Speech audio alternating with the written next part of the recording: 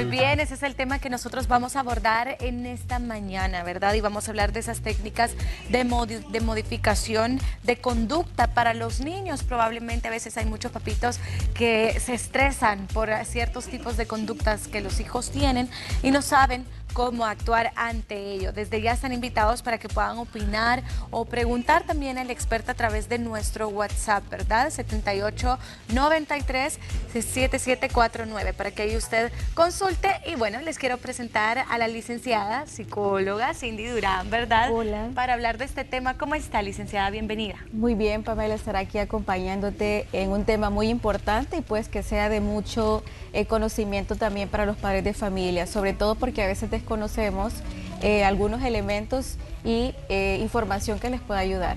Definitivamente. Empecemos hablando entonces cuáles son esos errores, porque ya más o menos en la nota nosotros escuchamos cuáles son esas conductas, ¿verdad? Que muchas veces estresan a un papá o son las que más molestan a un papá o a una mamá, que son esas respuestas o ese temor excesivo que algún niño tiene, esa rebeldía de repente o los berrinches y todo esto, pero ¿cuál es el papel del papá? ¿Qué errores se están cometiendo? ¿Cuáles son los más comunes? Yo creo que un factor bastante común es que los padres únicamente se enfocan en la conducta rebelde, pero en algún punto esto quiere darnos una señal.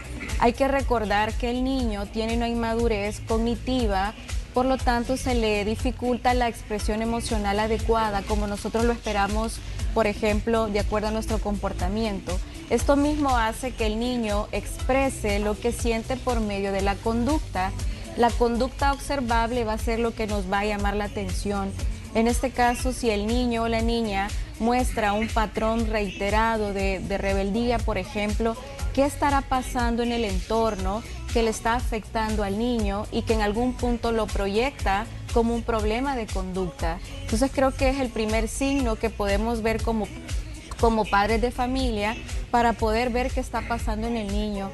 ¿Será que en algún punto se siente molesto porque no está jugando, se siente molesto por el ambiente familiar? ¿Qué está pasando en ese momento? Es la primera señal. O sea que los padres deben de preguntarse cómo se encuentra el hogar. Sí. ¿Qué estará pasando en el entorno del niño? ¿Y cuáles han sido esas problemáticas más comunes? ¿Será la separación de papá y mamá? Que esta es bien común también, que muchas veces se menciona que incluso los niños bajan su rendimiento académico incluso. Sí. ¿Qué otro ejemplo pudiésemos poner? Por ejemplo, también puede ser la carga académica, ¿verdad?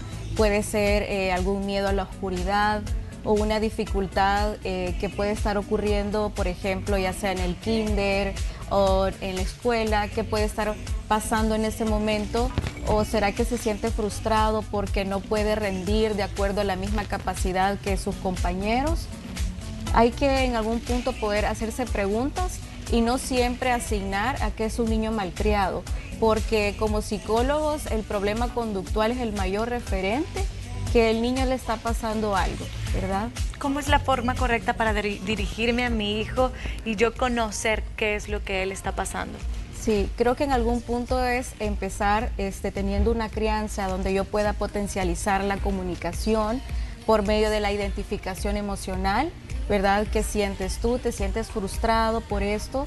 Hay algunos juegos que se llaman juegos de asociación, donde yo le puedo enseñar al niño a empezar a identificar las emociones.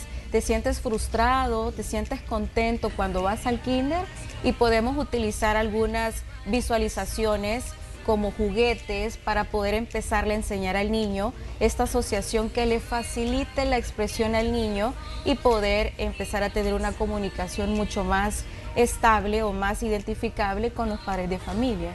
A ver, voy a poner un ejemplo también, porque como en este caso son técnicas, Cindy, un error bastante común, de repente un niño malcriado, que responde mal a papá y a mamá, y muchas veces se acude a los gritos, a decir eso no se hace, de una manera que casi que te pones al nivel del niño. Sí. Esta puede ser un regaño, por decirlo así. Otro puede ser, bueno, te vas de aquí hasta que dejes de llorar y después regresas y ya no llores. Sí. ¿Qué estamos creando en ese momento? ¿Es la manera correcta de yo corregir la conducta de mi hijo? Ok, hay que tener en cuenta que también los niños aprenden mucho por observación y por modelamiento. Si, por ejemplo, yo tiendo a corregir una conducta del niño donde lo digo desafiante, donde mi discurso suele ser un poco agresivo, descalificante, entonces el niño va a poder replicar ese mismo sistema de conductas. Entonces, no habría congruencia si yo espero que el niño tenga una conducta, digámoslo así, adecuada cuando mi comportamiento está diciendo todo lo contrario. Entonces, porque los niños también aprenden por observación y ahí se configura un aprendizaje. En este caso, lo que tendríamos que hacer es, primero como padres, estoy yo modelando lo que yo quiero que mi hijo aprenda. Tú mencionaste como hay una técnica que se llama técnica de tiempo fuera, ¿verdad? Que cuando el niño se siente, por ejemplo, enojado o ofuscado, el niño se le da un tiempo fuera para poder autorregular sus emociones. Pero en este caso tiene que tener un acompañamiento de los padres para que el niño pues aprenda a hacerlo.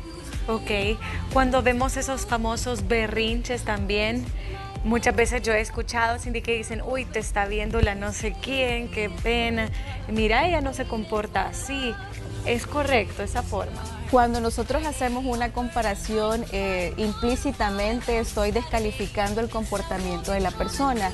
Creo que nos puede ayudar una técnica de reforzamiento positivo en, lo hiciste muy bien, me siento muy orgulloso ahora que salimos, por ejemplo, con mis amigas y veo que te portaste muy bien. Puedo darle un premio de sticker o un postre que a él le guste y estoy impulsando la conducta para modificarla a una deseada y no necesariamente por la comparación que implícitamente lo estoy haciendo sentir insuficiente en comparación al otro niño, por ejemplo. Eso es en el caso de que se portó bien, ¿verdad? Sí, sí. Pero si ya me encuentro en el meollo del berrinche, ¿cómo yo ayudo en ese momento? ¿Cómo sería la técnica correcta? Hay que tener en cuenta que si el niño ya tiene un berrinche y hay un condicionamiento, ¿qué quiere decir esto? Que ya hay una frecuencia reiterada de veces que ha sucedido, que es muy probable que el niño ya identificó que se le da un premio, que puede acceder a lo que quiere en ese momento, que la mamá tiene que acceder para poder el niño, entonces ya condicionó el niño a la mamá. Entonces en este caso es volver a tener el control la madre para poder manejar esa situación. ¿Cómo lo podemos hacer? Empezando un entrenamiento asertivo, ¿verdad? Si yo ya vi que hay un factor detonador que es que cada vez que salimos me hace un berrinche, entonces yo impulsar esa conducta para que el niño pueda cambiarlo, pero es la responsabilidad del padre. Si se vuelve muy reiterada, sí es importante que también visite a profesionales. Hay un trastorno que se llama trastorno negativista desafiante y es exactamente un comportamiento o una actitud muy negativista y cuando el padre ya siente que se le dificulta, entonces poder acudir a profesionales para poder apoyar en este caso. ¿Puede darse ese caso, Cindy, solamente con uno de los padres y que no se encuentre un equilibrio entre los dos? Sí, si el estilo de crianza es compartida y el niño ya logró identificar que un padre tiende a ser mucho más permisible y logra tener mucho más gratificación en uno con el otro, es muy probable que sí suceda también en estos casos. Los padres acá tienen que negociar, ¿verdad?, cuáles van a ser los límites para poder tener un estilo de crianza que se respete la autoridad de ambos. Ok, en este caso hablábamos como de furia, tal vez, en el niño. ¿Se puede también cambiar la conducta de demasiada tristeza en uno de ellos? Sí, y aquí hay que ver también si el niño pasa muy triste porque un padre está pasando por una dificultad, el niño escucha, como por ejemplo la pérdida de un empleo, falta de alimentos, puede ser un ejemplo. En algún punto el niño también puede estar viviendo esto en silencio. ¿Puede ser un factor de riesgo si no le ponemos atención? Por supuesto que sí. Existe también la ansiedad y la depresión infantil, ¿verdad? Y no estamos exentos a que ningún niño pueda ser parte de ello. ¿Qué otro tipo de conducta podemos modificar? Podemos modificar también, es muy particular, los temores en la infancia, como el miedo a la oscuridad. También al momento que los niños empiezan a tener control de sus esfínteres, como por ejemplo están aprendiendo a ir al baño, también podemos modificar esto para que el niño pueda aprender a tener el control en ciertos sitios adecuados, como el baño. Ansiedad, hay algo que se llama ansiedad por separación de los padres, y el niño siente temor constantemente de que le va a pasar algo a los padres, que no van a regresar, que quizás van a morir. También se puede trabajar de alguna forma. Y la separación, ¿verdad?, de los padres, el divorcio, los conflictos frecuentes. Hay una integridad de factores que también se pueden presentar en el niño. En el caso del miedo, ¿qué técnicas existen? Hay una técnica que se llama técnica de exposición, ¿verdad?, que es exponer gradualmente al niño a la situación temida, pero al mismo tiempo vamos desarrollando técnicas de contención emocional para que el niño pueda modificar esa situación, y al mismo tiempo un acompañamiento de modificación de pensamientos para que el niño pueda disminuir el temor o erradicar el temor, por ejemplo, a la fobia, al miedo a la oscuridad, se puede utilizar. Ahora, cuando hablamos de esta mala conducta de los golpes o las mordidas también de los niños, ¿qué técnicas puedo utilizar con mis hijos para modificar esto? Normalmente, si el niño está teniendo conductas de agresión, puede que esté utilizando la conducta agresiva por medio de la agresión y canalizar el estrés o la frustración que puede sentir en ese momento por medio del daño, ¿verdad? Esto es muy importante, empezar a ponerle atención para poder revertir el patrón y enseñarle a gestionar las emociones adecuadas, cuáles pueden ser las complicaciones. Creo que es muy importante también que el niño pueda conocer cuáles pueden ser los efectos de su conducta. Es correcto, de repente yo he visto también que los niños muerden a papá o mamá y lo vuelve a morder, como para que sienta, para que sepas lo que yo sentí. Sí. ¿Es correcto eso? Prácticamente eso es como un estímulo aversivo, ¿verdad? En algún punto es que también quiera el niño experimentar lo que yo siento. El problema es que también puede reforzarlo a que sea parte de un juego. Entonces, si yo quiero que desaparezca, puedo estar reforzando a que esa conducta se siga manteniendo. Ok. Cindy, tenemos preguntas también a través del WhatsApp, ya se los había mencionado, 7893-7749, y preguntan por acá, el nuevo enfoque de la generación de cristal es inadecuado desde su concepto, dice, el cincho y el chancletazo se revalidará con el tiempo, ya veremos, dice, como que se va a volver a eso, ¿cómo? Pues, ¿será eso lo correcto? Lo que pasa es que la generación de cristal creo que se caracteriza por ser intolerante a la frustración, y en algún punto se tiene un mal concepto que los castigos eran tan fuertes donde se vuelven tolerantes a la frustración. El problema de esto es que puede generar muchos traumas o ciertas heridas de infancia que pueden afectar en la adolescencia o en etapas adultas, sino que también es que el niño aprenda a ser tolerante a la frustración. No siempre va a ganar, no siempre va a tener la razón, no siempre va a tener lo que quiere en ese momento, y en algún punto hay factores que también integran en esa situación que no derivan únicamente a los golpes y que se vuelve un elemento esencial, como dice ahí, sino que tiene que ver que ahora los padres también tienden a ser más complacientes. Sí, totalmente. Y considero que tal vez ese no hay que llegar, ¿verdad?, hasta ese nivel. Es un equilibrio donde en algún punto también le enseñemos al niño que no siempre podemos tener lo que queremos en la vida, y que en algún punto pues va a tener su complicación, y creo que es eso lo que le tenemos que enseñar a los hijos. Es decir, que podemos ir como concluyendo, licenciada, sobre esos premios que nosotros debemos de retribuir a nuestros hijos, pero que los premios sean ganados entonces.